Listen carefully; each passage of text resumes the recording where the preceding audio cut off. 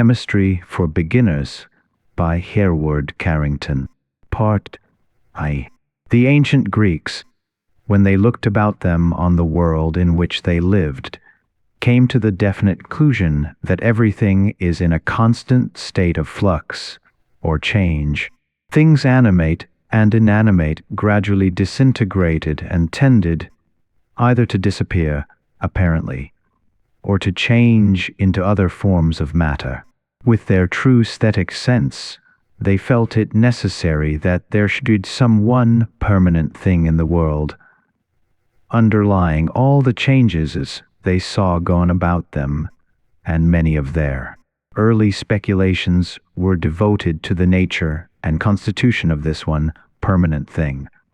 Thales, Miles, who flourished about 555 BC, and who was, perhaps, the first great philosopher and physicist, contended that the essential principle of things, the substance or stuff of all things, must be water. He held the view that, by condensation and rarefaction of water, all things rise. And he actually attempted an evolutionary account of the genesis of man, plants and animals, with this idea as a basis for the thought. Anaximenes said that air, or ether, must be the substance of things. Heraclitus regarded fire as the most primary element in the universe, from which all else arises.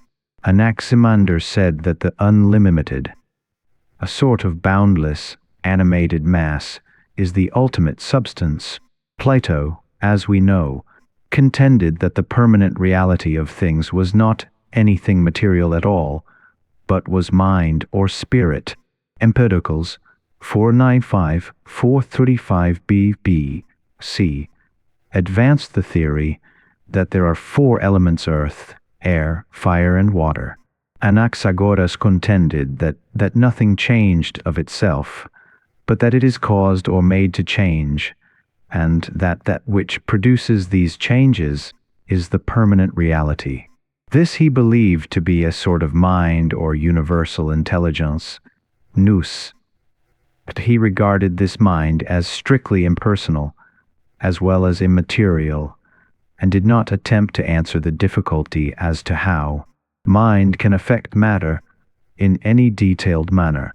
It was only natural, prior to the discovery of the laws of the indestructibility of matter and energy, that this sense of change should have struck these early thinkers very forcibly, since they had no means of ascertaining that, when matter disappears from our sight, it is not actually destroyed. We now know that, when we burn a candle, the candle disappears, that the elements composing the candle are merely changed into invisible gaseous compounds, which are no longer visible to the human eye. Lacking delicate instruments of precision, the ancients could not know this.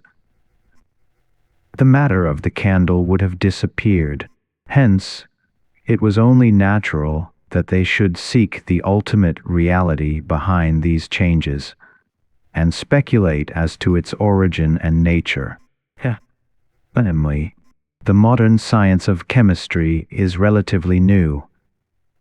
It gradually emerged from alchemy, which practically constituted the chemistry of the Middle Ages.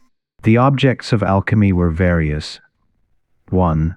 The transmutation of the base metals into gold by means of the so-called philosopher's stone. 2. The fixation of mercury. The discovery of the elixir of life, etc. These were the purely chemical aspects of alchemy. But we now know that the alchemists had much more than this in mind in their experimental work, and that they hinted at their true meaning in many veiled writings. Many of the higher types of alchemists were also mystics, and when they wrote in chemical symbols, they really concealed their inner meaning. They referred, very largely, to the inner spirit of man and the methods by which this could be changed or transformed into some higher spiritual being. See Alchemy Ancient and Modern by H. Stanley Redgrove. Alchemy, Its Scope and Romance by the Rev. J. E. Mercer, etc. Mr. Foster Damon has lately published a series of articles in which he has brought forward a mass of evidence tending to prove that the alchemists were also deep students of psychic phenomena, and that their experiments relative to the first matter were really experiments in so-called materialization. He has published his findings in a series of articles in the review. Chemistry. Modern chemistry may be said to begin with Robert Boyle. 1691. He defined an element as a substance which could not be composed, but which could enter into combination with other elements, giving compounds capable of decomposition into these original elements. The number of elements which were thought to exist varied greatly, some contending that they were but few in number, others that they were numerous. It must be remembered that all of this was the time of Dalton, and that the atomic theory had not yet been advanced as a scientific hypothesis since the days of the ancient Greeks, when Democritus and Epicurus had defended this view. The swing of science at that time was toward the materialism of those older writers and the atomic theories which they had then proposed. Chemistry is that branch of science which investigates the nature and properties of matter in all its forms. It is, perhaps, the most materialistic of all the sciences, since it deals essentially with matter. Physics deals with forces or energies, or the energies manifested by and through matter, but two are more or less interrelated, especially of late years, as we shall see. Chemistry is essentially an experimental science, and practically everything which has been learned about has been acquired by means of laboratory experimentation. But here, as elsewhere, theories have woven together the mass of separate facts, and of them made a consistent and philosophical science. There are two main divisions of chemistry: inorganic and organic. That is to say, the chemistry of dead matter and the chemistry of living or organic substances. Chemical experiments may be for the purpose of analysis, discovering the constituents of a given substance. Synthesis, in which a compound substance is created from several simpler ones, or purely experimental, in which certain tests are made and the results or reactions noted. Media. Chemistry.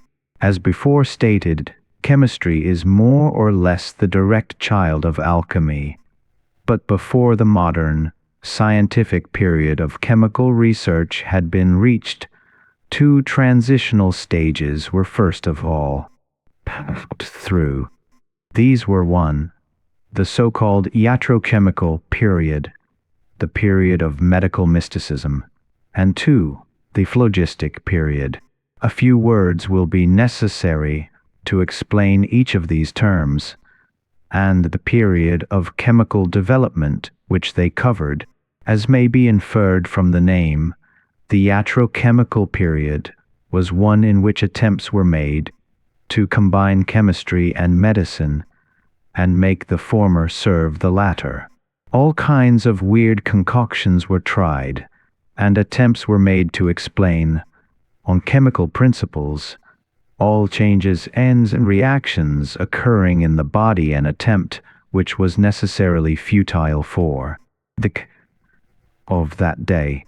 However, many important results were achieved as the consequence of experimentation and chemical science was on the whole enriched, even though the workers of that day were inspired by totally erroneous views. The phlogistic period takes its name from a hypothetical substance denominated phlogiston.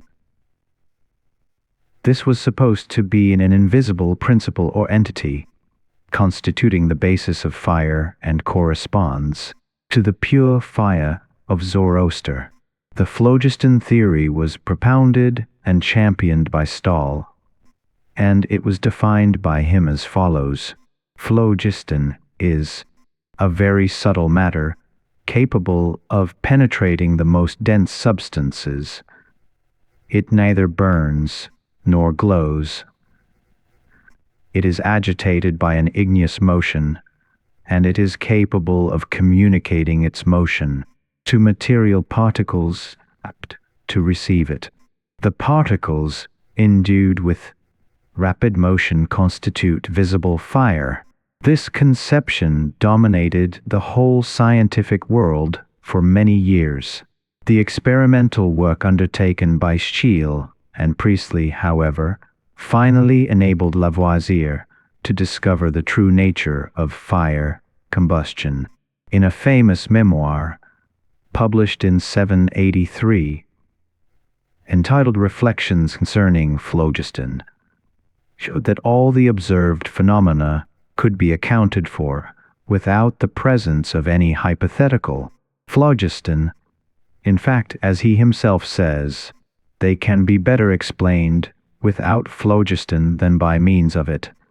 His discovery of oxygen in the atmosphere was a fundamentally important step in modern chemical science.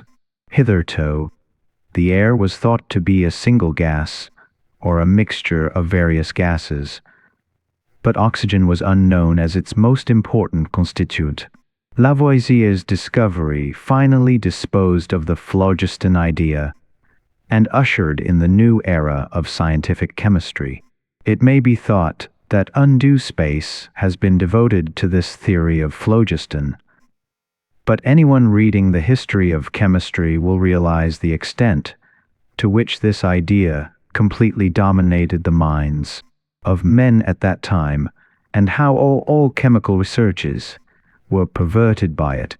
The discovery of the true nature of combustion was one of the fundamental turning points in the history of scientific thought. The material world in which we live is very evidently composed of a variety of substances. At least some of these were soon seen to exist in at least 3 different states: solid, liquid, and gaseous. These seem to differ radically from one another. Ice, water, and steam are as different as one can imagine, and yet, somehow, they were the same thing after all, for ice melts and becomes water, and water, when heat, becomes steam. On the contrary, steam cools and becomes water again, and when it is sufficiently cold, will again form ice. There must be some fundamental thing, therefore, of which water is composed. What is this thing? How many such things are there in the world? Are there a limitless number, or only a few? If a certain limited number, how many? And how discover them? These were questions which naturally occupied the minds of men throughout the ages. No answer was found, however, and it remained for John Dalton to discover and formulate the law which enabled men obtain their first glimpse of the nature of the ultimate constitution of matter. Dalton. John Dalton, 176-8844, was born in Eaglesfield, in Cumberland, England, and was the son of a poor weaver. Endowed with natural aptitude and an indomitable will, he utilized all possible opportunities for the study of mathematics and natural philosophy. He taught school, while devoting all his spare time to his beloved scientific researches. In fact, He earned his living as a private teacher to the end of his life, never having enough money to pursue his investigations unhampered by material considerations. It was, of course, well known that mere mixtures were entirely different things from chemical compounds. We can mix sand and sugar together, but they remain sand and sugar, and can be separated again, having undergone no change. Or we can mix together two liquids or two gases, and they also can again be separated by suitable means. But when two substances chemically combine one with another, then we have some third thing, which is entirely different from the original two, and which possesses properties dissimilar from either. Now, what has happened when substances thus combine? What are the laws of such combinations? And what are the ultimate constituents of matter, which render these combinations possible? Dalton was the first to undertake an explanation of these phenomena, backed up by experimental evidence. The historic importance of this cannot be overestimated, as Dr. Raphael Meldola says, in his Chemistry, the doctrine of equivalence, even in its most elastic form, is still nothing more than a quantitative expression of the facts of chemical composition. Of course, there must be some underlying principle, some explanation of this simplicity of multiplicity. Such explanation was first definitely formulated in 807 by John Dalton, who not only discovered the law of multiple proportions, but suggested a theory, the introduction of which marks one of the greatest epochs in the history of chemistry. The reason why combination takes place in definite proportions by weight, and why, when the same element has more than one equivalent, the principle of integral multiples is maintained is, according to Dalton's explanation, because the combination is between the ultimate particles of which elementary matter is composed. This is the notion of the discontinuity or discreteness of matter, the particles of which matter is composed, whatever its state of aggregation are. From Dalton's point of view, ultimate in the sense of being indivisible. For this reason, he called them atoms, the atomic theory. Here, then, we have at last the atomic theory, the theory, that is, that all matter, in all its stages, is built up of extremely small particles which are so small that they can no longer be subdivided. They are the ultimate of matter, the building stones of the universe, of which everything, animate and inanimate, is composed.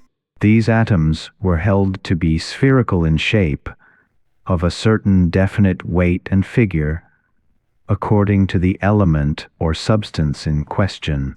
Thus, every particle of water, like every other particle of water, every particle of hydrogen is like every other particle of hydrogen, etc. These ultimate particles, atoms, were held to be indestructible. These atoms all had their own particular weights, which might be denoted by number, hence atomic weight. These atoms then combine, forming molecules or compounds of atoms, and molecules make up matter as we see and know it. Further, most of the matter in the world is composed of a variety of elementary substances, limited in number. When more complex bodies are analyzed or broken down, these elementary substances are always found. The number of those in Dalton's day was unknown, but had long been known as elements.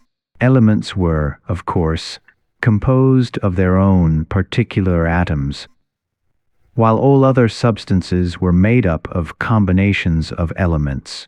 The elements, Dalton's views, ushered in a new era in chemistry.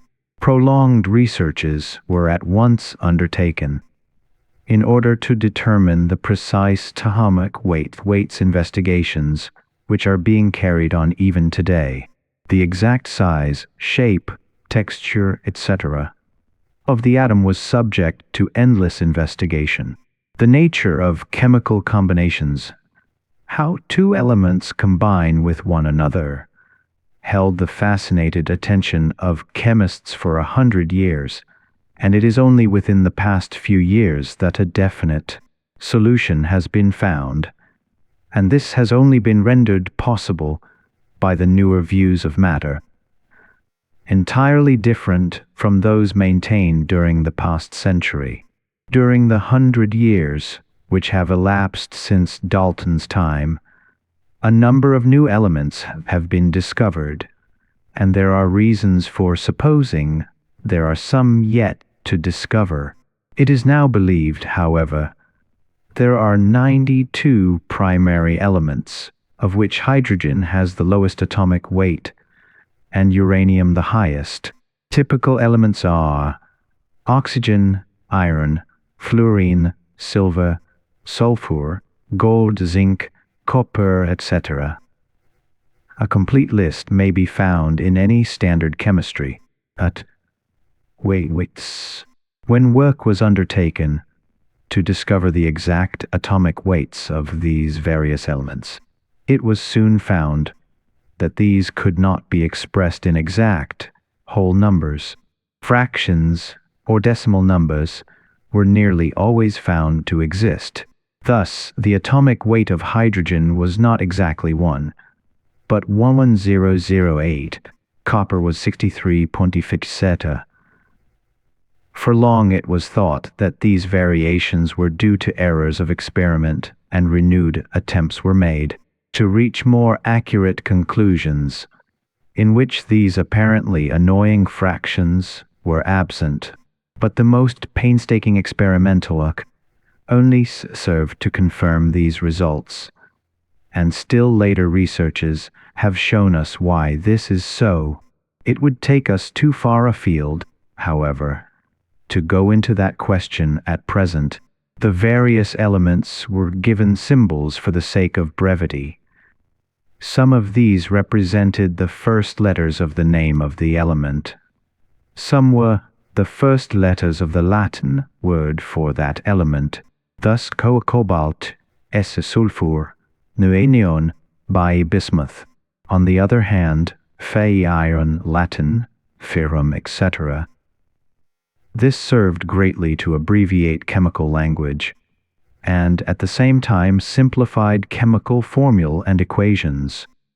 Valency. We must now explain one or two terms which are extremely important for understanding what is to follow. The first of these is valency.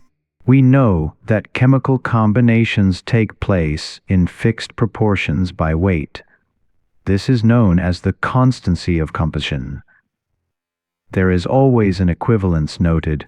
This doctrine of equivalence is merely the numerical expression of the definiteness of chemical change.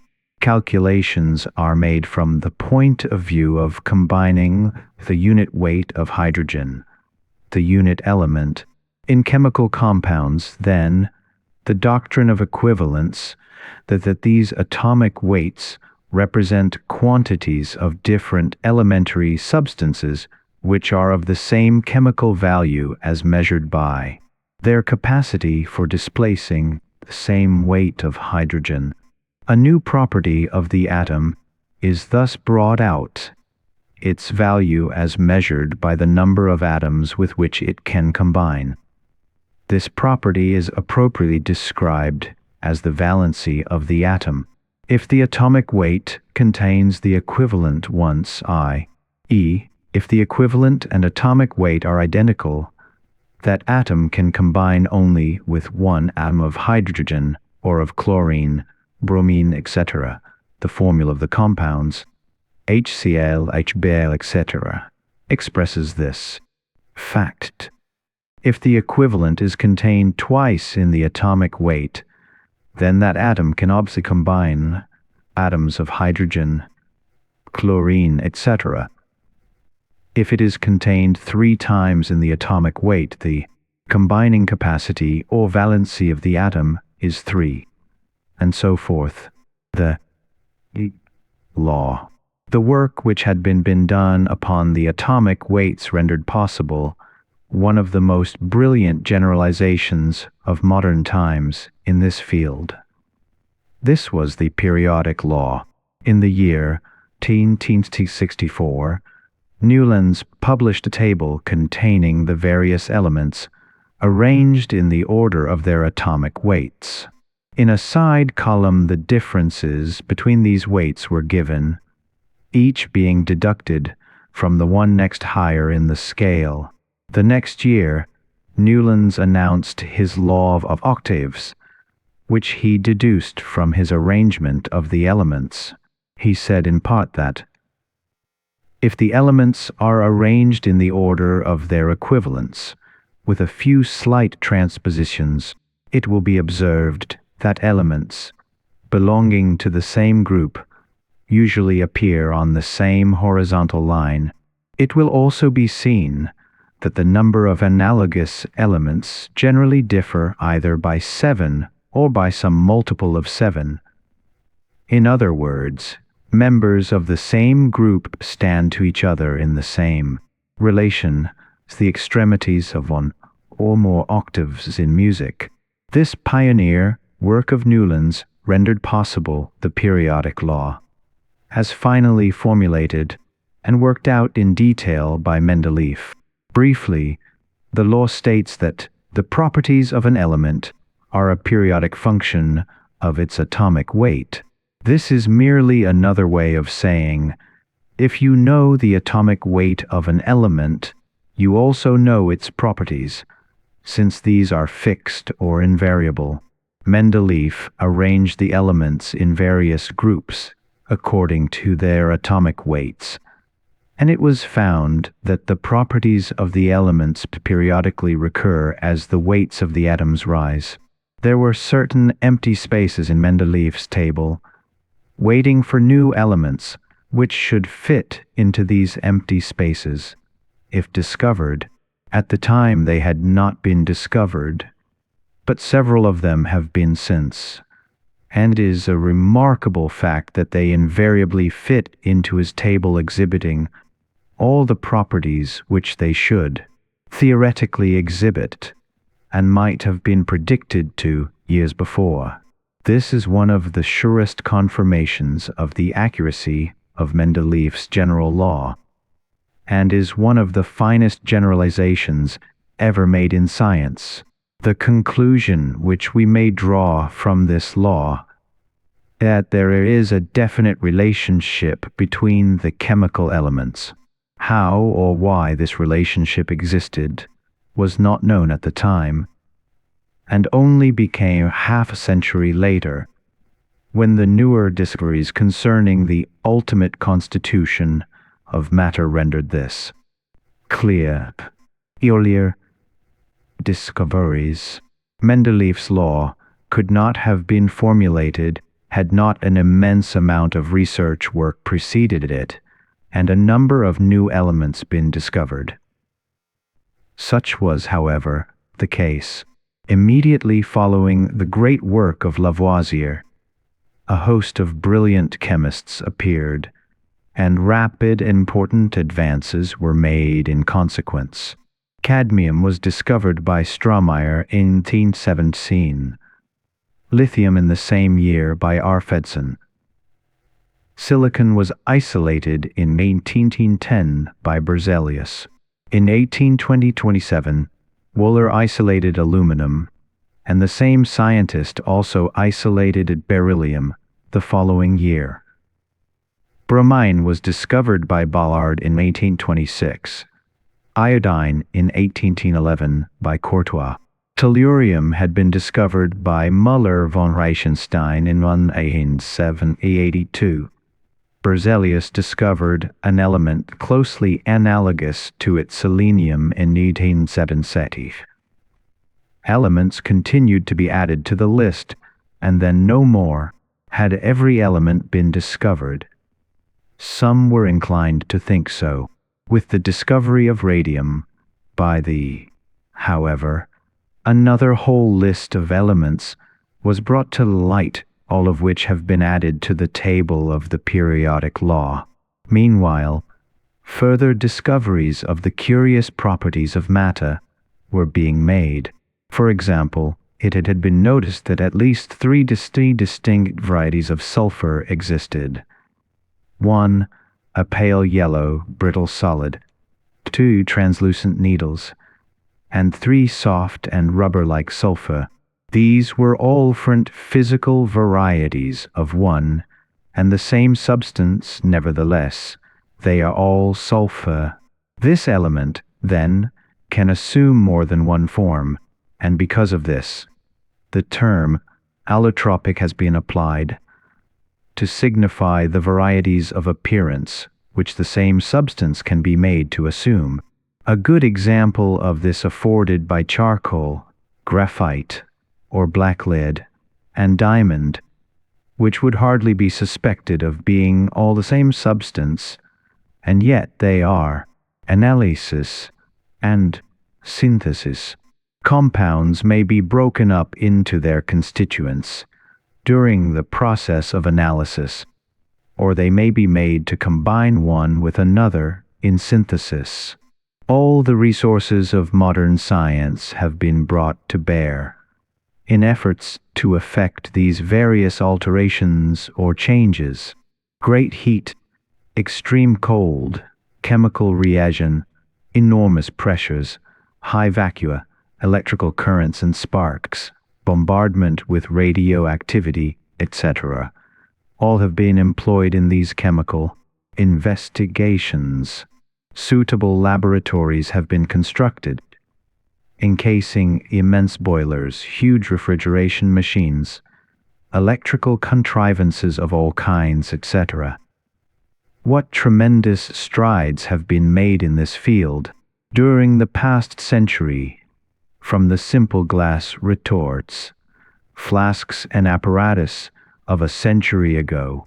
But this only shows us how tremendous would be our progress could men but learn to work together, in harmony, welded together by a common interest, instead of butchering one another or wasting their precious lives and energies in skin scandals and political intrigues.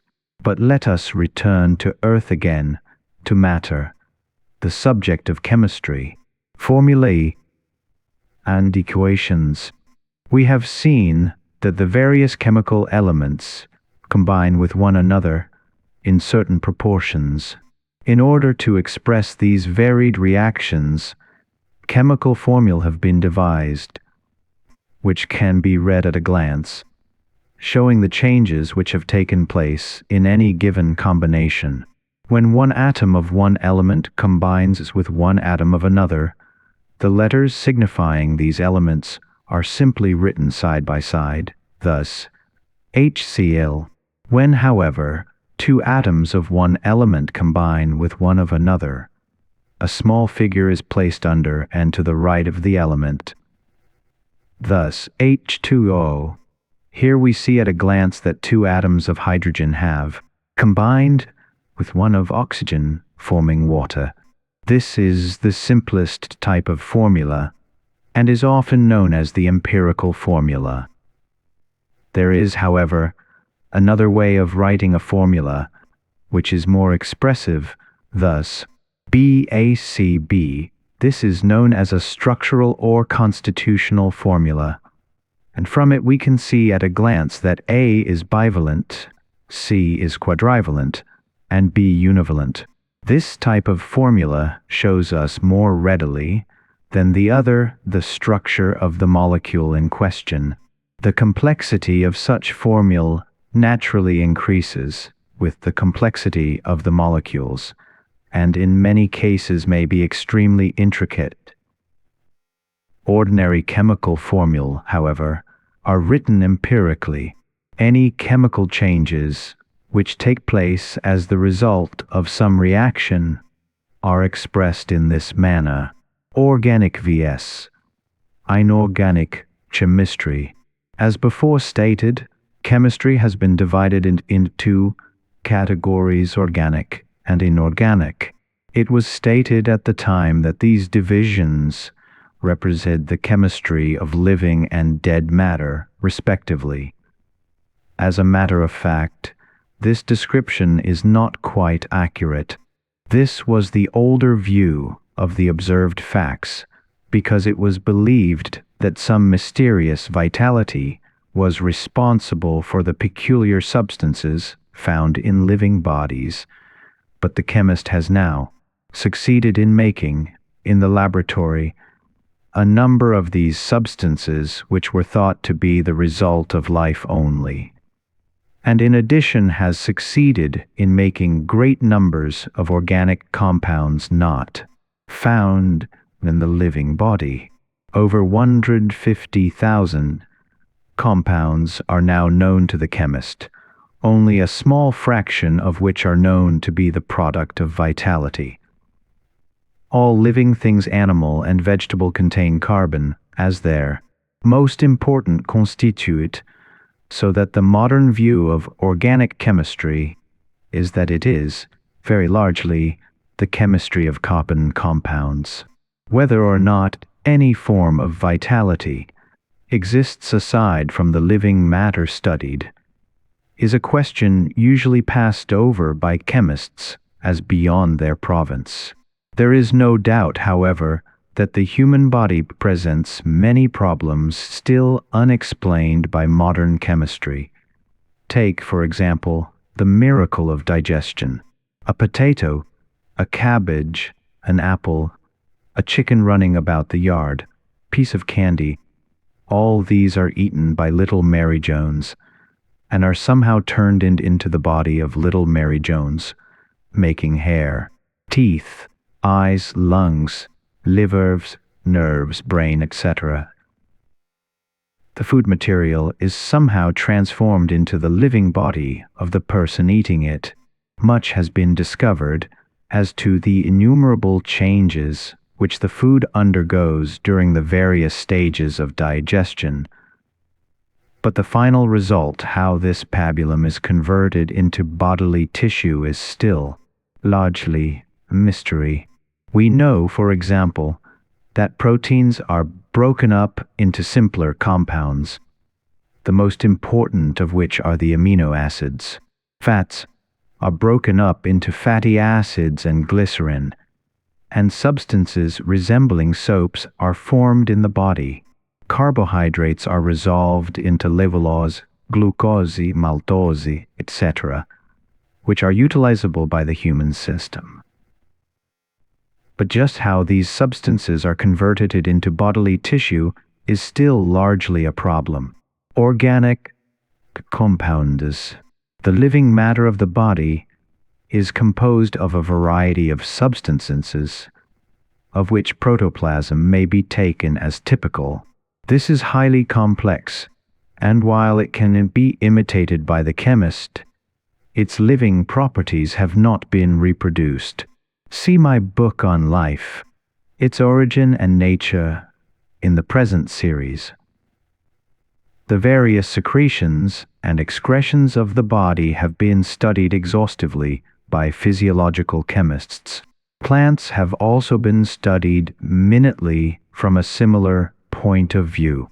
A number of important discoveries have resulted from this work, however, and nearly all the essential animal and vegetable substances are at present accessible to artificial synthesis from their very elements.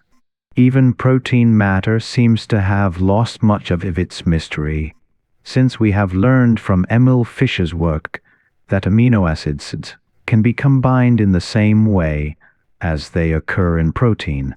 Compounds of amino acids can be obtained, which show all the main reactions of protein substances.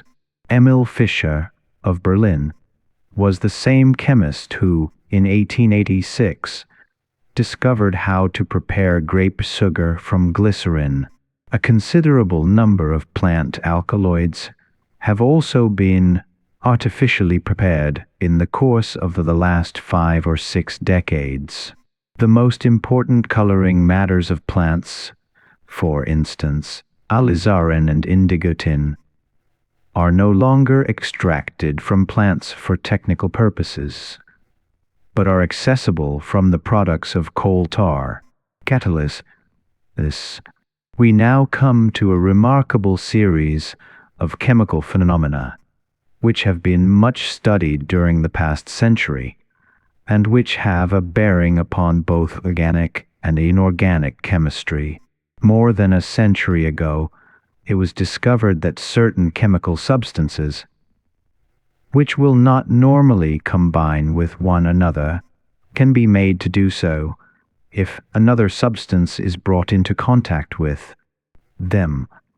This third substance does not in any way enter into the combination or share in the reaction. Its mere presence seems to bring it about. Thus, oxygen and hydrogen may be mixed together. But if a small amount of platinum black be introduced, an explosion of the gases at once occurs. Hydroperoxide is rapidly split into oxygen and water when in contact with platinum black, etc. These contact effects are very curious and have engaged the attention of chemists for a long time. Berzelius is responsible for the term, now generally used, catalysis. We now speak of catalytic power, catalytic reactions, and so forth. These catalytic reactions soon became very important factors in organic chemistry and biology, as well as in the field of inorganic chemistry. In 1833, Payen and Persos in Paris made the discovery that germinating seeds contain a peculiar contact substance which transforms starch into sugar. This substance they named diastase. Similar effects were noted to occur elsewhere, particularly in the protein digestion in the stomach of man and the higher animals. We now know that many such reactions occur in the living cells, and the chemical phenomena of life have had an entirely new light thrown upon them by these findings. Enzymes. They led, in short, to the discovery of the so-called enzymes. Until relatively recently, the expression ferment was used, as the phenomena were akin to fermentation.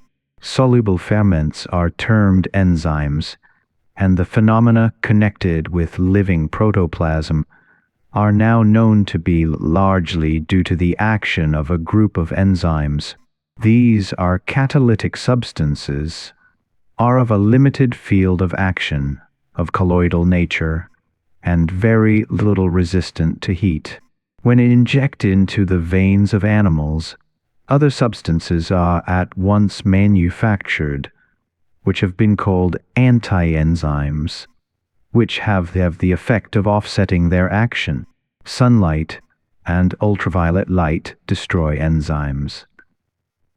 Their importance in the field of biology may be discerned when it is stated that researches have shown us, e.g., the amount of protein digested in a certain time is not proportional to the quantity of the enzyme itself, but to the square root of the quantity of the enzyme. Hormones. These enzymes must not be confused with other internal secretions, such as the hormones. These are substances generated by the so-called ductless glands, such as the thyroid, the pituitary, the etc. These ductless glands secrete substances which, when absorbed into the bloodstream, greatly affect the life of the body, its functions, its structure, and its growth, and to a certain extent at least the mental life. Researches in this field are of relatively recent origin, but of extreme importance. I have mentioned this subject at greater length in my little book on life. its origin and nature in the present series, and the interested reader may refer to such a work as Dr. Louis Bermanzi, Glands Regulating Personality, for further details. There is no matter anywhere in the universe, living or dead, which modern chemistry does not attempt to analyze. Not only in the laboratory are these tests undertaken with minute particles of matter. The very earth on which we dwell has been subjected to chemical analysis, and so have the stars, the planets and suns which circle around us in space, perhaps separated from us by many millions of miles. The ability to do this is assuredly one of the greatest achievements of the mind of man, and represents one of the greatest conquests over time and space. Chemistry of the earth, the water constituting our seas, lakes, rivers and oceans, the air constituting our atmosphere, the materials, the earth on which we dwell, clay, rock, mud, granite, metals, all have been analyzed, and their chemical composition accurately determined. It has even been possible to measure the density and weight of our earth, and to calculate its age from the salinity of its oceans. Of this more anon. But when it comes to ascertaining with great accuracy the chemical constitution of distant stars, that seems a feat well nigh impossible, and unless the process by means of which it is accomplished were explained, it might very well be disbelieved. How then be accomplished? For our explanation, we must go back to a classical experiment made by Sir Isaac Newton. He proved that white light, when made to pass through a glass prism, is split up into a variety of colors. There are 7 primary colors constituting the visible spectrum. These are red, orange, green, blue, indigo and violet.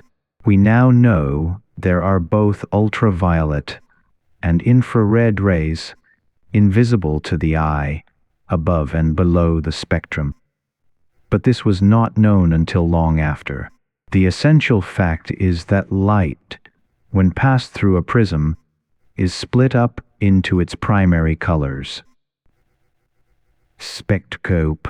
The instruments employed were necessarily soon refined, and the modern spectroscope resulted, a piece of apparatus of great delicacy, capable of studying these effects with exactitude. The function of the spectroscope is to receive a sample of light and to separate its different components. In a broad sense, everything that can be seen has a spectrum: flame, blue sky, red hot metal, the sun, the electric spark, etc. We can at once divide these things into 2 classes. 1. Those that are visible because they emit light of their own. 2. Those that be seen only by virtue of their reflecting, diffusing or transmitting light that falls upon them from other sources. The former are called emission spectra, and the latter absorption spectra. Now, when practically any spectrum be examined in this way, it will be seen that certain bands of shadow, or dark lines, cut across the light spectrum. In absorption spectra, these are the things studied. Thus, when we observe the spectrum of the sun, or of many of the stars, we find that the spectrum may be described as a continuous spectrum, from which a number of narrow lines are omitted. The lines consequently appear dark on bright ground. These are called absorption lines.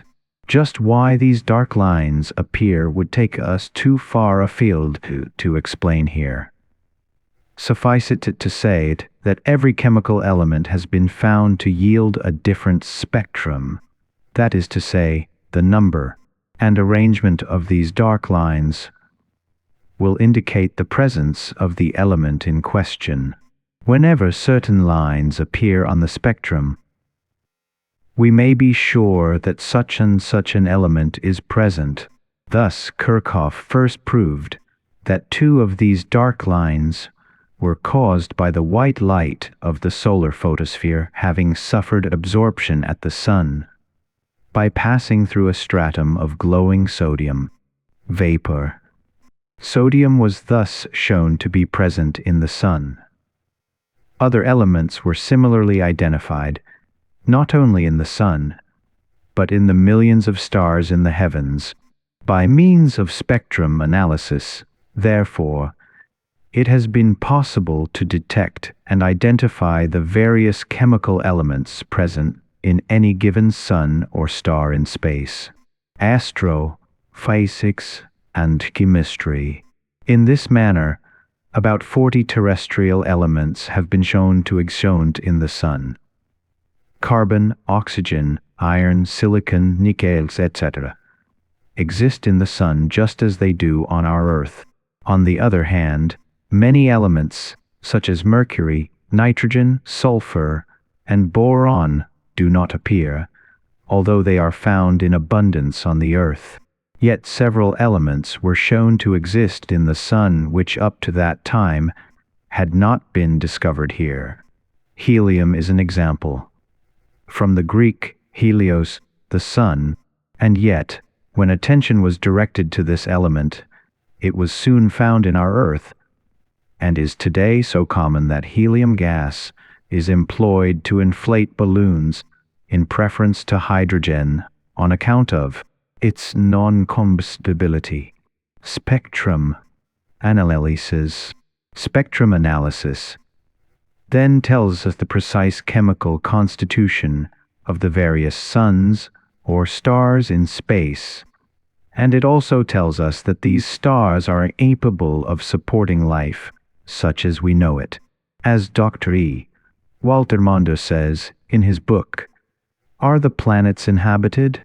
The application of the spectroscope to astronomy is not confined to the Sun, but reaches much further. The stars also yield their spectra, and we are compelled to recognize that they also are suns, intensely heated globes of glowing gas, rich in the same elements as those familiar to us on the Earth, and known by their spectral lines to be present on the Sun. The stars, therefore, cannot themselves be inhabited worlds, and at a stroke the whole of the celestial luminaries within the furthest range of our most powerful telescopes are removed from our present search, i.e., whether or not life may exist upon them. Only those members of our solar system that shine by reflecting the light of the sun can be cool enough for habitation. The true stars cannot be inhabited. Whatever their quality and order, they are all suns, and must necessarily be in far too highly heated a condition to be the abode of life. Many of them may, perhaps, be a source of light and heat to attendant planets, but there is no single instance in which such a planet has been directly observed. No dark, non-luminous body has ever been actually seen in attendance on a star. Many double or multiple stars are known, but these are all instances in which one sun-like body is revolving round another of the same order. We see no body shining by reflected light outside the limits of the sun. Planets to the various stars may exist in countless numbers, but they are invisible to us. Thus has the science of chemistry been wafted across hundreds of millions of miles of space, and has enabled us to tell not only the composition of these distant bodies, but also the degree of their habitability and their possible sources as abodes of life. And chemistry. But if all this is of purely theoretical interest, The chemistry of our Earth and its products is of immense practical importance. It may be applied, and the day of industrial chemistry is here. By studying the chemistry of soils, the farmer has been enabled to increase both the quality and the quantity of his crops. By employing artificial fertilizers, production has been greatly increased. An analysis of the Earth's strata has thrown great light upon geology. Analytical chemistry has proved of service in criminology by enabling experts to detect poisons, bloodstains, etc. Unfortunately, it has also been applied detrimentally in the manufacture of explosives, poison gases, employed in war. Dentistry and surgery have been rendered painless by the discovery of anesthetics. The wholesale manufacture of illuminating gas has been instrumental in lighting millions of homes. The manufacture of steel, paper, ink, dyes, paints, perfume, bread, and 1,000 useful articles of our daily lives has been rendered possible by the progress of chemical research. Artificial preservatives have enabled us to keep foodstuffs for long periods of time. By the discovered nature of iron rust, bridges, buildings, etc., have been preserved intact. Our food, our clothes, our very lives themselves may be said to depend upon modern chemistry for their maintenance and preservation. Let us pass in rapid summary a few of these results. Let us take, for example, glass. Glass is made from silica. What is silica? It is a substance of remarkable infusibility and is the oxide of silicon, which is a near neighbor of carbon. Glass is made by mixing sand, limestone, and carbonate of soda or potash in large pots and melting them together at a temperature of 500 F. The sand, being silica, combines with the lime of the carbonate of lime to give silicate of lime, and with the soda or potash of the carbonate of soda or potash to give silicate or soda or potash. These two silicates become intimately fused and form the glass, which remains liquid in the pot. It is then blown into various shapes or rolled into thin sheets for window glass. We know an effect windows had upon the comforts of modern life. By mixing together several metals, alloys are obtained, which very often have properties quite different from those of the substances which compose them. Thus, bronze is a mixture of copper and tin. Plumber's solder is an alloy of lead and tin. Brass is an alloy of copper and zinc. Ferrosilicon is a union of silicon and iron, etc. Many of these alloys are of great utility in the various arts and sciences, as well as in manufacture. Gilding, silvering, and electroplating have been rendered possible by modern chemistry. Alumina and porcelain have been produced. Alumina is the oxide of aluminum. One variety of clay, known as kaolin, is employed in the manufacture of porcelain. China and earthenware are made by very similar processes. Alcohol, wine, and beer have depended upon scientific chemistry for their production. Ice can be manufactured artificially by means of freezing mixtures. The manufacture of oxygen gas has rendered possible high-altitude flights by aviators. Camphor can now be manufactured, instead of depending nature's resources for this valuable substance. Wood pulp, starch, and sugar owe much to modern chemistry. Artificial silk is manufactured on a large scale. Soaps and fats have likewise been developed in vast quantities. The perfume melody uses has been developed by the chemist. Colors and dyes now constitute an enormous industry. For our medicines, we depend upon the chemist. When visiting the nearest drugstore, these are but a few examples, which might be lengthened almost indefinitely, illustrating the extent to which we are dependent upon modern chemistry in our daily lives. And chemistry is capable of explaining many things which would be unintelligible without its aid.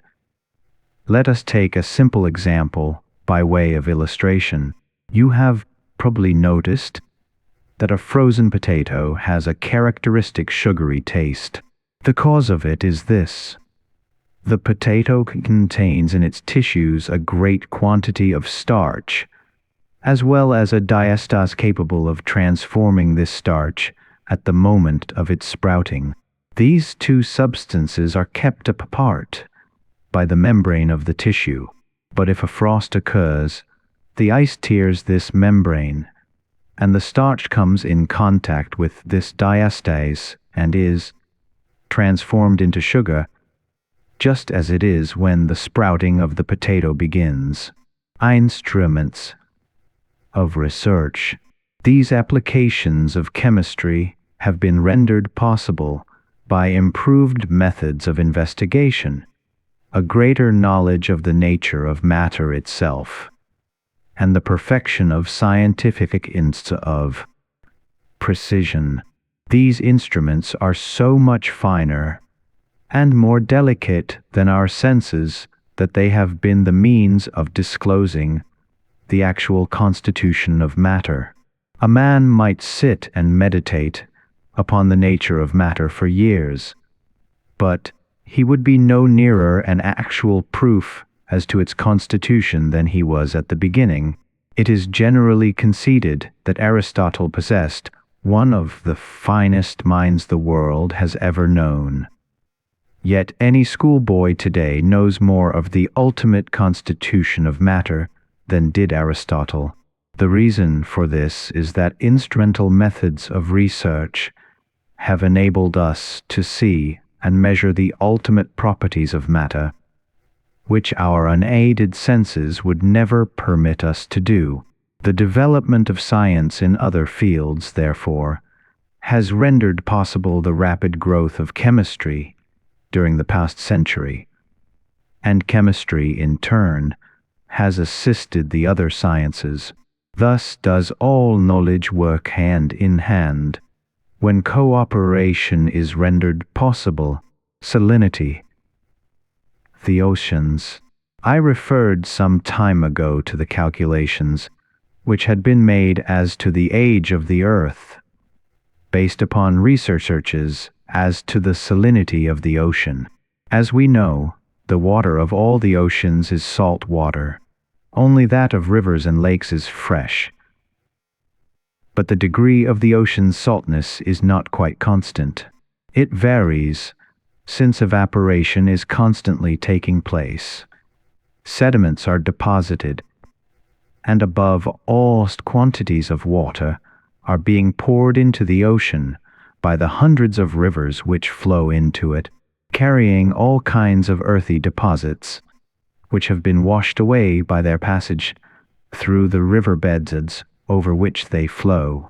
In 1715, the famous astronomer Edmund Halley, a paper entitled A Short Account of the Saltness of the Ocean, with a proposal by help thereof to discover the age of the world.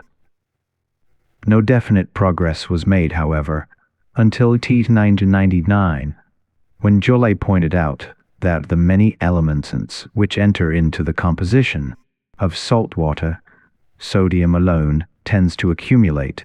All the others are sooner or later rejected, associating themselves with the detrital sediments, or forming chemical or organic sediments by their ultimate precipitation. He accordingly used sodium as the index of the age of the oceans. He assumed that the annual increase of sodium has been more or less constant, being added to every year by the quantity washed into the ocean by the rivers. How long a period of time would it require to reach its present degree of saltness? Taking all the oceans as one, the volume of the ocean is approximately 320 million cubic miles. Its density, according to Murray, is 1.026. On the basis of these figures, Joly, and after him Solis and others, calculated that it would require to 150 million years for the present degree of salinity to be reached. 90 or 100 million years would be a fair estimate. Indirectly, therefore, the study of the salinity of the oceans has thrown light upon the age of our Earth and its chemical constitution throughout geological ages, the chemistry. It will be seen, therefore, that chemistry has not only proved of the utmost practical value to mankind, but that it has been instrumental in solving some of the greatest enigmas confronting the mind of man, and in settling some philosophical and even theological questions. The age of the earth, the composition and habitability of distant stars, etc. Attempts have been made to account for life itself along purely physico-chemical lines, and all this was attempted, and in part even rendered possible, before the ultimate constitution of matter was known. During the present generation, an entirely new light has been thrown upon this central problem, and the ideas of centuries have been discarded.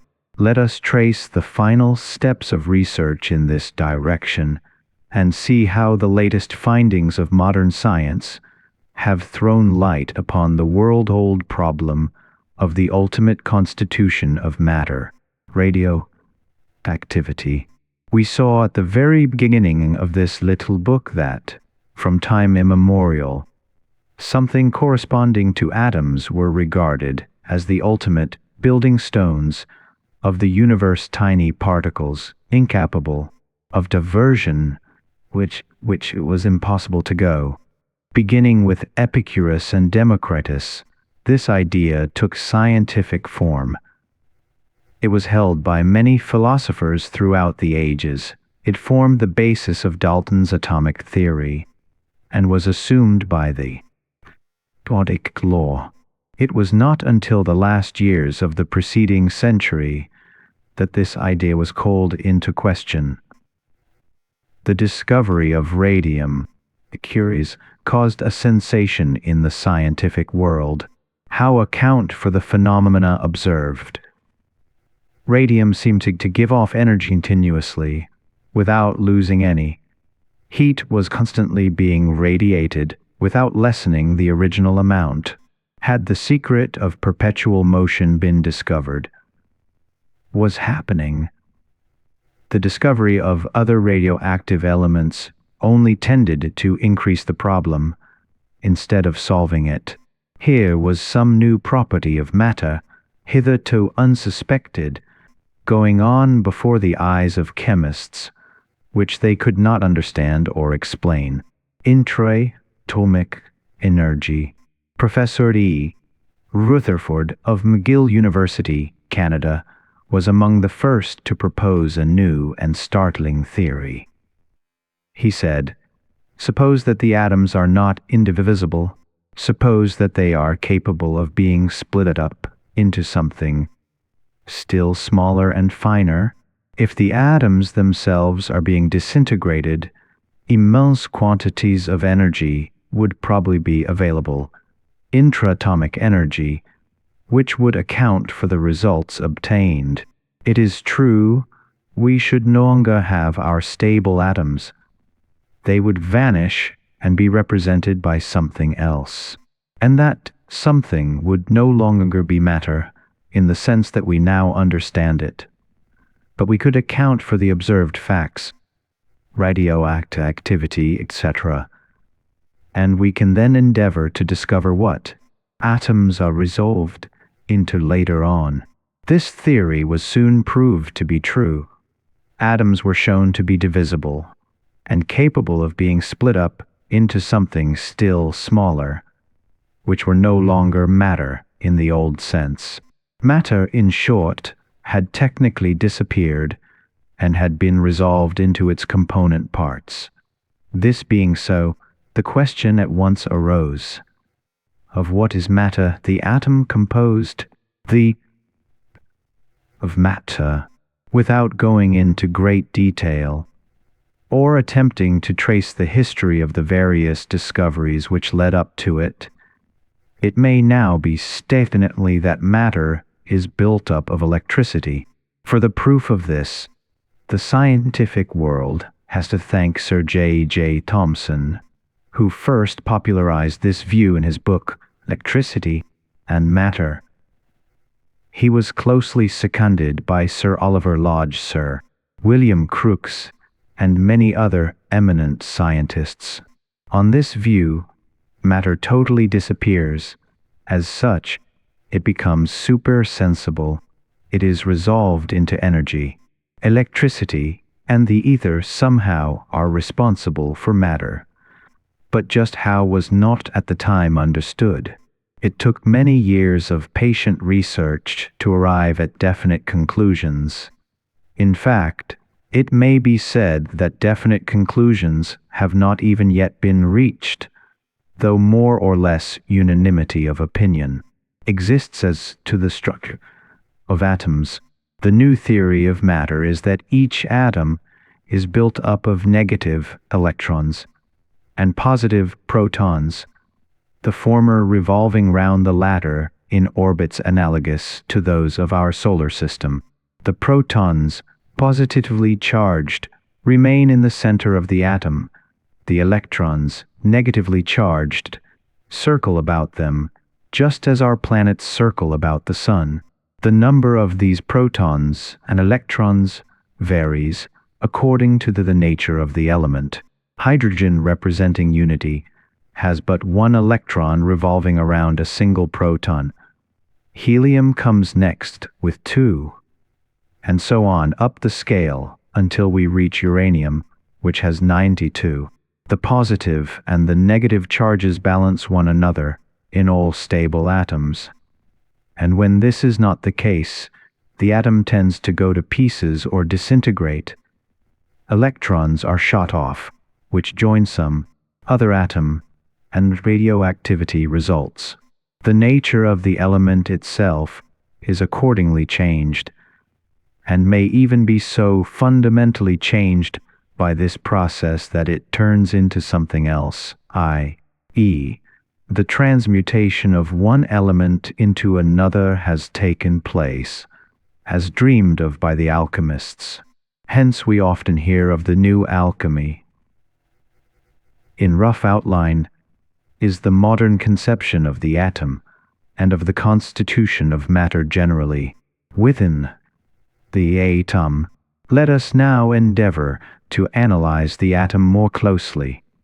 In the light of these newer researches, we have seen that the electrons revolve round the central protons. These protons are probably composed of electrons and hydrogen nuclei. The total central sun, to use the astronomical analogy, is known as the nucleus. The relative sizes of these bodies may be appreciated when it is stated that they have been compared to the sizes of the planets, relative to distances separating them from the sun. Vast spaces exist, therefore, within the atom in which the electrons revolve. Yet the atoms themselves are inconceivably small. The following quotation from Bertrand Russell's A, B, C of atoms will perhaps make this clear. He says, "It will help us to picture the world of atoms if we have, to begin with, some idea of the size of these units. Let us begin with a gram of hydrogen, 1/153 of a pound, which is not a very large quantity. How many atoms will it contain? If the atoms were made up into bundles of 1,000,000,000, and then into 1,000,000,000 of these bundles we should have about 1.5 grams of hydrogen. That is to say, the weight of one atom of hydrogen is about 1 millionth of 1.5 grams. Other atoms weigh more than the atom of hydrogen, but not enormously more. An atom of oxygen weighs 16 times as much. An atom of lead rather more than 200 times as much. Per contra, an electron weighs very much less than a hydrogen atom. It takes about 150 electrons to weigh as much as one hydrogen atom. Electrons. The inner rings of electrons give rise to X-rays when they are disturbed, and it is chiefly by means of X-rays that their constitution is studied. The nucleus itself is the source of radioactivity. The most complex atom known is that of uranium, which has, in its normal state, 92 electrons revolving round the nucleus, while the nucleus probably consists of 38 outright hydrogen nuclei and 146 electrons. Under normal conditions, when the hydrogen atom is unelectrified, the electron simply continues to go round and round the nucleus, just as the Earth continues to go round and round the Sun. The electron may move in any one of a certain set of orbits, some larger, some smaller, some circular, some elliptical, but when the atom is undisturbed, it has a preference for the smallest of the circular orbits, in which the distance between the nucleus and the electron is about 0.5 millionth of a centimeter. It goes round in this tiny orbit with very great rapidity. In fact, its velocity, about 134th of the velocity of light, which is 186,000 miles a second. Thus, the electron manages to cover about 1,400 miles in every second. To do this, it has to go round its tiny orbit about 7,000 million times in a millionth of a second. That is to say, in a millionth of a second, it has to live through about 7,000 million of its years. Such figures, such facts, stagger the imagination. The mind of man cannot really conceive them, and yet we know that they are not fanciful. Calculations and indirect measurements have been made with the utmost exactitude, and after all, the infinitely little is no more staggering than the infinitely great. For in astronomy we know that stars billions of miles distant from us in space have been seen, measured, photographed, and analyzed. Tens of thousands of light years separate us from them, space which would be traveled by light, speeding at 186,000 miles a second. And yet, the structure of the atom closely resembles the planetary system. Is the whole universe, great and small, built according to the same plan, according to the same model? It would appear so. It will be seen from the above that the modern science of chemistry overlaps other sciences in many directions: physics, biology, astronomy, etc. These sciences are to a certain extent now interwoven, interblended. Where the one ends and the other begins, it is hard to say. Again, we see the importance of cooperation in these various fields of inquiry. The net of matter. These newer researches in chemistry have finally enabled us to realize the ultimate constitution of matter. We have seen that it is composed of atoms, but these atoms themselves are complex things. They in turn are composed of electrons. And in the last analysis, matter may be said to be non-existent. It has been resolved into electricity. But this conception of matter has also enabled us to explain many things before inexplicable chemical combination, radioactivity, and what not. The world-old problem as to the nature of matter has at last been solved. It now devolves upon the physicist to explain the ultimate nature of electricity. Matter, then, in a sense, can dissociate, disintegrate, dematerialize. It can also integrate, materialize, come into existence. Matter can be made to vanish and reappear. The old law of the indestructibility of matter is not valid, as generally understood. Matter can be resolved into energy, and this energy is radiated into space, or converted into other modes of energy, and finally into heat, which is in turn radiated into the surrounding medium. The whole universe seems to resemble a clock, which has been wound up and is slowly running down. Even the law of the conservation of energy has been called into question. See Bon, the evolution of matter, and the evolution of forces. Is the whole universe, in some mysterious manner, also being wound up? Or does it move in vast cycles of alternate action and inaction, as the Hindu philosophers have always contended? These are ultimate questions, which only the science of the future can solve.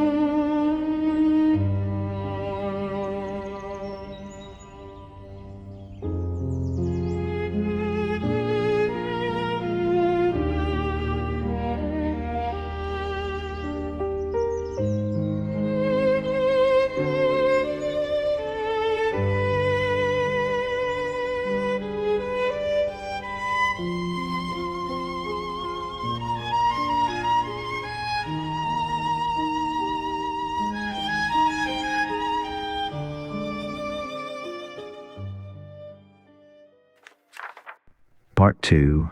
We have now made a rapid survey of the history of chemistry and traced the evolution of thought, which has rendered possible the newer conceptions of the constitution of matter. We must now say a few words as to the nature of various elements themselves, and give a brief account of some modern researches. A few practical hints as to experiments may also be of interest to the reader. We have seen, when two chemical elements combine, some third substance is formed, quite different in properties from the original two. Thus, water seems to us entirely different from the two invisible gases which compose it, oxygen and hydrogen.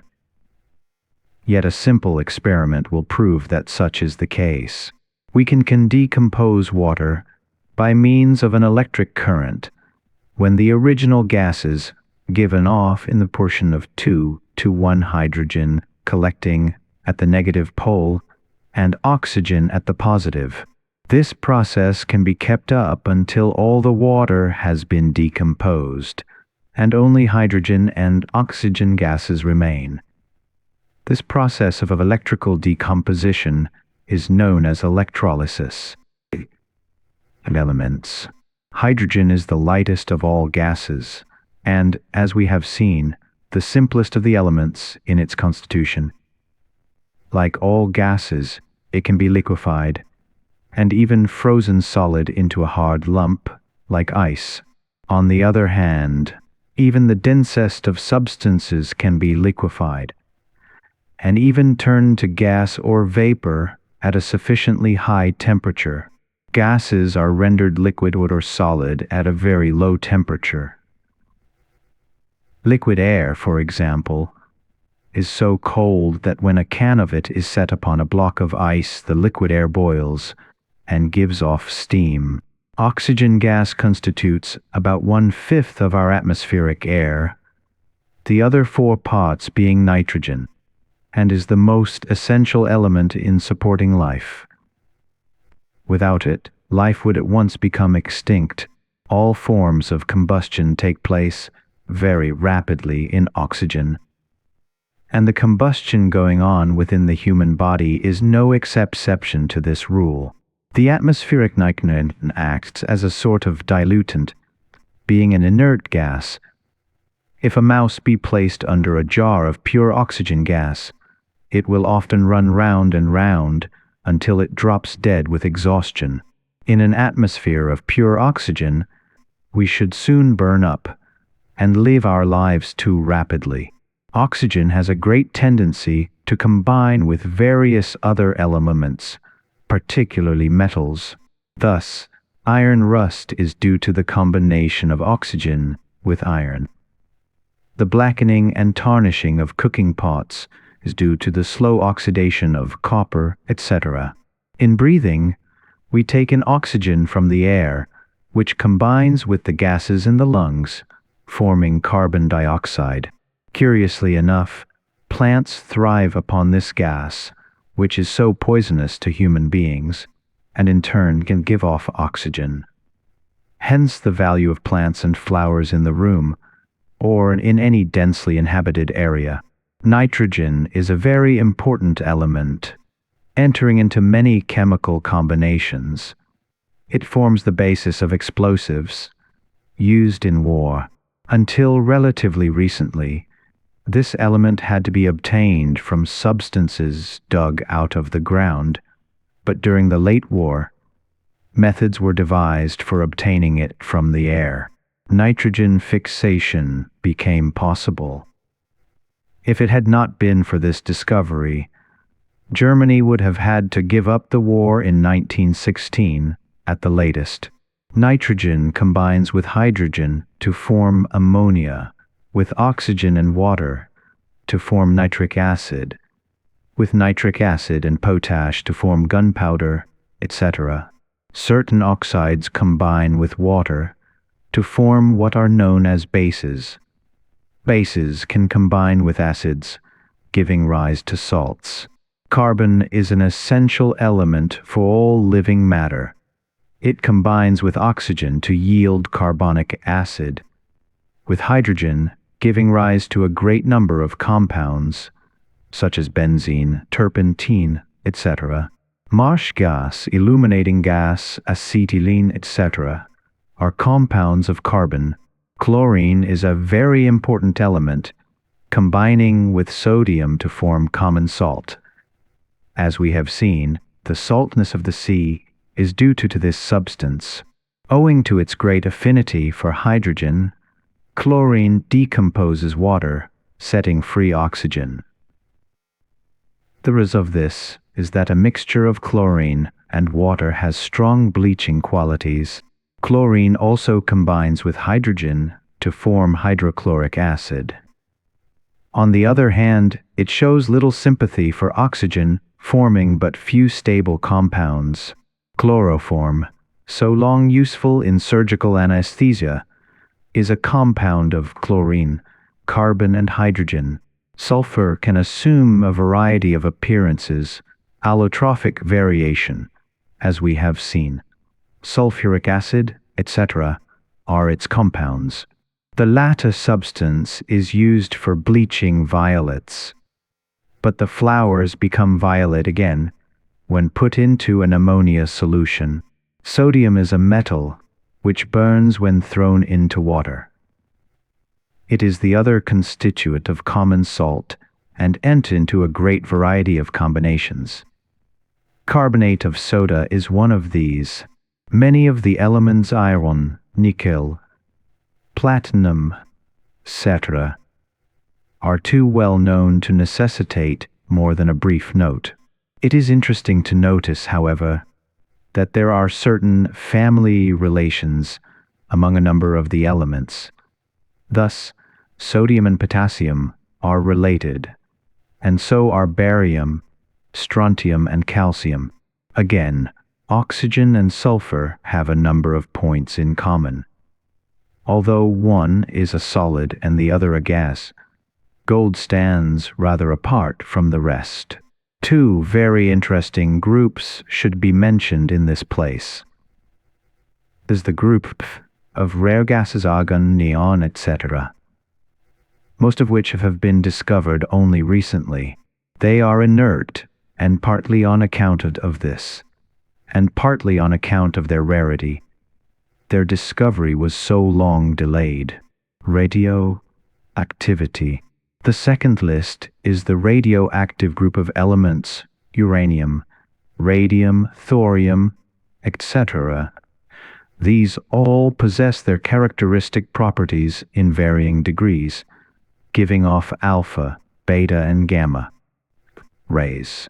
A certain mysterious emanation is also emitted by radioactive elements. But the study of these rays and their influence would take us into the realm of physics, and would more properly belong to a book on physics than in the present dealing with chemistry.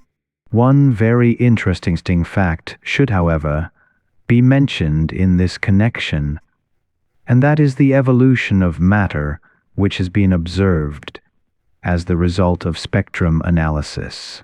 We have heard much of organic evolution, meaning the evolution of life upon our planet.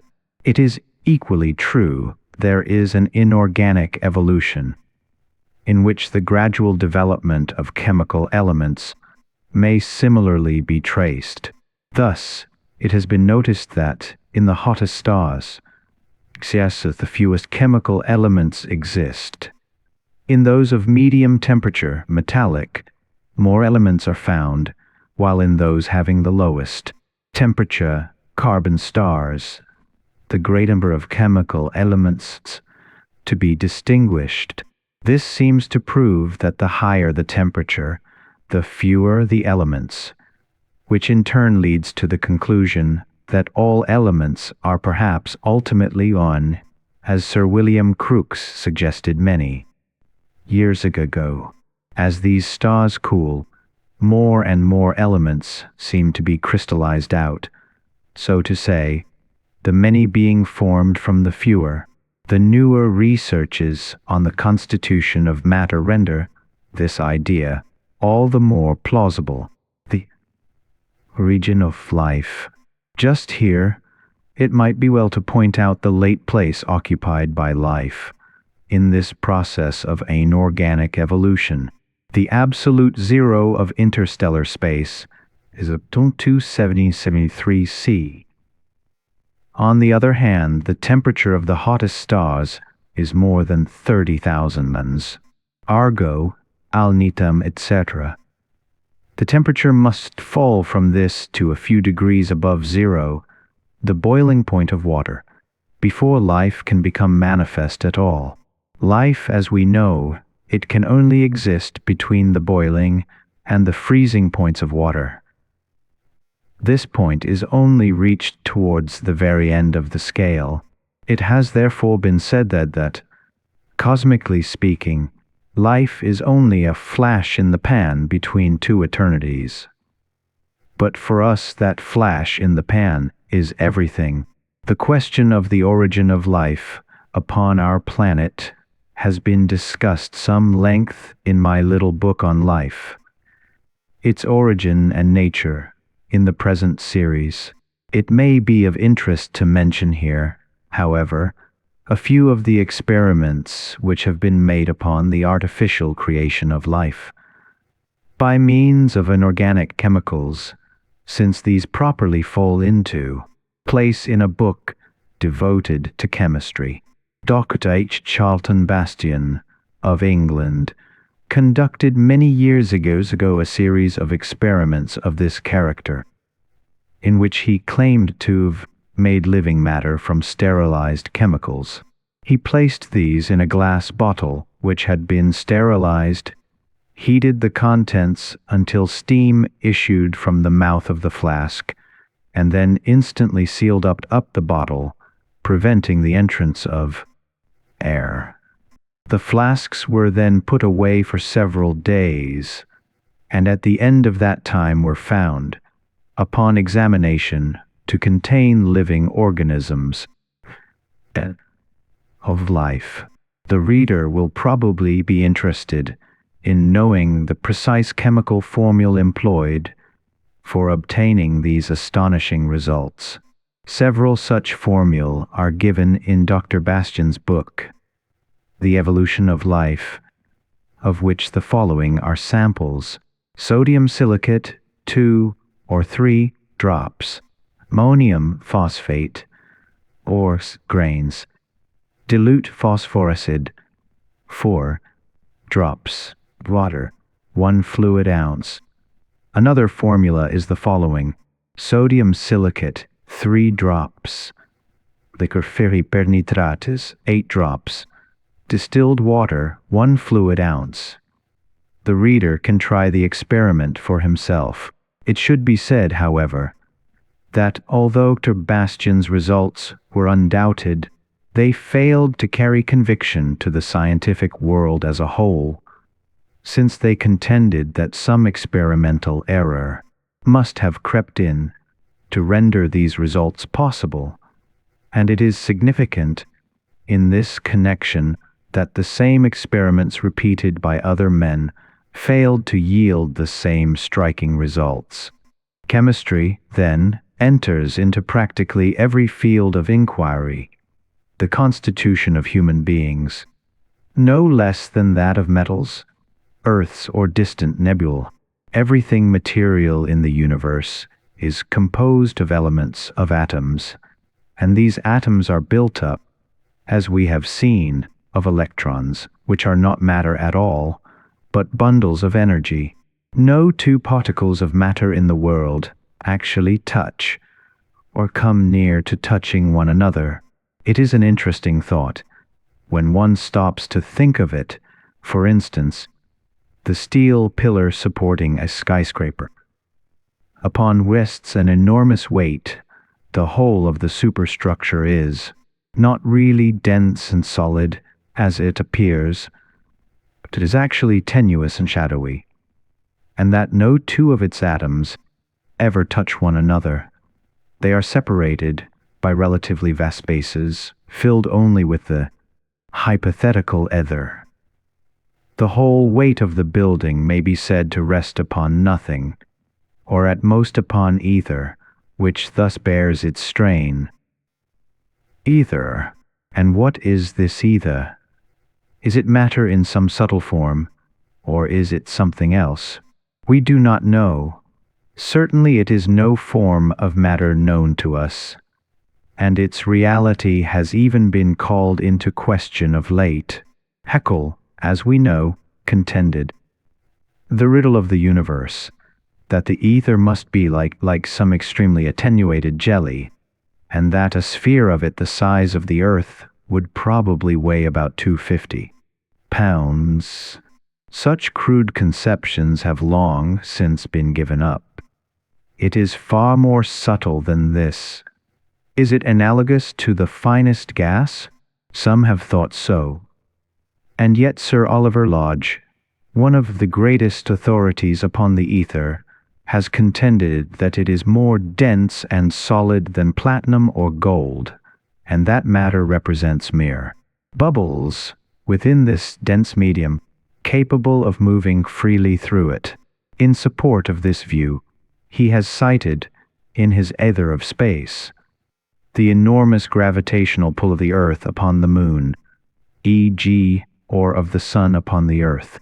The mass of the Earth is approximately 6,000 trillion tons. That of the Moon 1/80th of this. From these data, the gravitational pull of the Earth upon the Moon can be calculated. And, regarding this, Sir Oliver says, a pillar of steel which could transmit this force, provided it could sustain a tension of 40 tons to the square inch, would have a diameter of about 400 miles. If this force were to be transmitted by a forest of weightless pillars, each a square foot in cross-section, with a tension of 30 tons to the square inch throughout, there would have to be 5 million of them. Calculating the gravitational pull of the sun on the Earth in a similar manner, it was calculated that the strain in this case would have to be borne by a million round rods or pillars each, 30 feet in diameter.